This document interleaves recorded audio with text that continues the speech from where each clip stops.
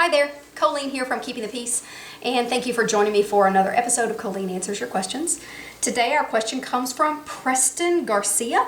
In the down bar of an older video, it was called Technique Over Muscle, Locking the Slide to the Rear.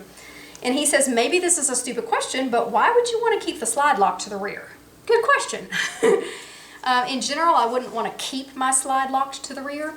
But the reason I made the video is because there are several scenarios where it's good to be able to lock your slide to the rear. For instance, if you are at the range and you've shot everything in your firearm and you want to lay it down and step away for any period of time, general safety protocol is to leave it unloaded and locked to the rear because that makes it very obvious that it's unloaded. So magazine out and the slide is locked to the rear.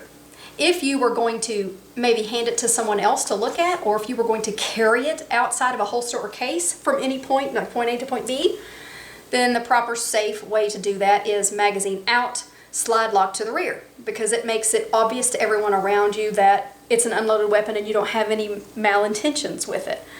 Another scenario might be in the breakdown procedure. So there are several different handguns where it's required to lock the slide to the rear in order to manipulate the mechanism that unlocks the frame from your slide. Not all of them are that way, but there are quite a few that are. You have to lock the slide to the rear, manipulate some type of little button to unlock the slide from the frame. So those are a couple of scenarios that I thought of.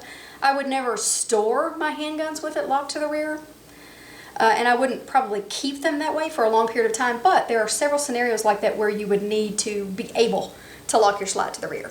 Also, another thing that comes to mind is if you have a malfunction where you have a casing that has split and it has stuck in your chamber, you're most likely going to have to lock that slide to the rear, remove the magazine, and use something to pry that swollen casing out of your chamber. So that's another thing that comes to mind. If you were to ever happen to have a squib load or anything like that, which we can discuss that in a later video if you don't know what that is, then you would remove the magazine, lock the slide to the rear, and after you've waited for a while, you would use a squib rod to knock that round out of your chamber. So that's just a handful of reasons why you might want to be able to lock it to the rear. If any of you guys think of another reason, leave it in the comments down below. And thank you for asking your question. God bless. Bye.